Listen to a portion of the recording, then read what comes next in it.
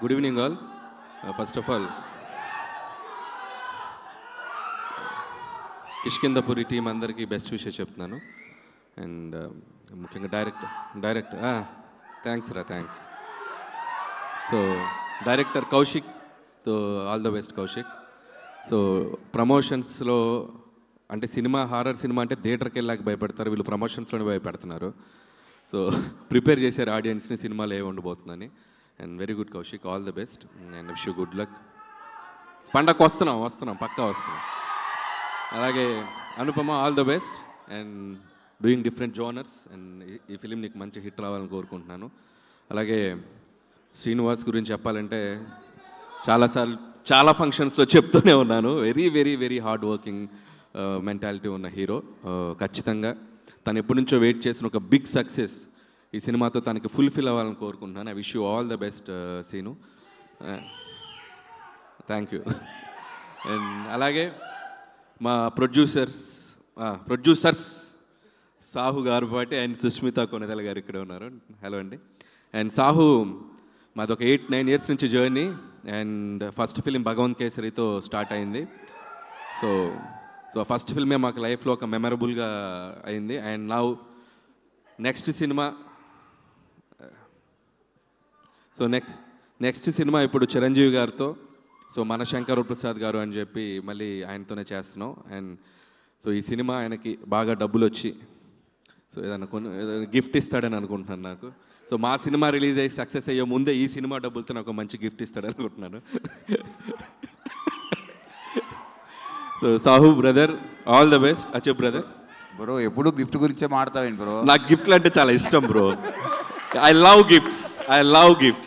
ఇచ్చి నేనేమైపోతా బ్రో? ఇచ్చి నేనేమైపోతా ఆలోచించావా? నువ్వు ఇవ్వాలి బ్రో, నన్ను బాగా చూసుకోవాలి. అంటే గిఫ్ట్లు ఇచ్చే అంత పెద్ద హిట్ అవ్వాలని కోరుకుంటున్నాను. Thank you bro. వచ్చి కొద్దిగా ముందు రిలీజ్ చేయకూడదు పెద్ది, ఓ 2 నెలల ముందు వద్దులే. ముందంటే మళ్ళీ సంక్రాంతికి వచ్చావు, సంక్రాంతికి మేము ఉన్నాం అక్కడ. So all the best Buchi, we're eagerly waiting for Peddi. And thank you. And so that's all team అందరికీ. వన్స్ అగైన్ నాకు చాలామంది హారర్ సినిమాలు అంటే భయపడతాను. నాకు అసలు హారర్ సినిమాలు అంటే భయమే లేదు, ఎందుకంటే నేను హారర్ సినిమాలు చూడను.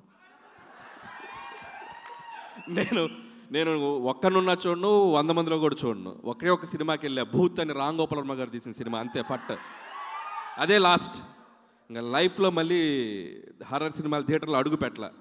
ఖచ్చితంగా ఇది చూడకూడదు అనుకుంటున్నాను, కానీ సాహు కల్లోకి వచ్చి ఒక డెవిల్ లాగా వచ్చి తీసుకెళ్తాడు అనుకుంటున్నాను నేను. సో సాహు కోసం ఈ సినిమా చూస్తా. So I'll try. సో మీరు చెప్పకనే చెప్పేశారు మీకు హారర్ సినిమాలు అంటే భయం అని.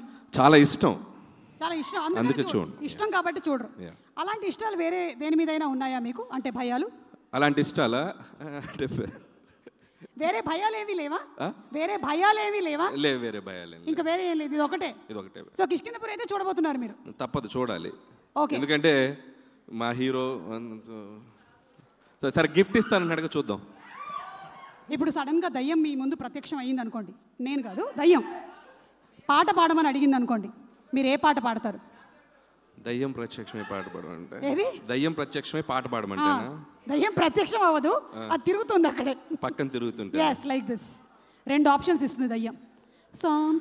వెళ్ళిపోరాదా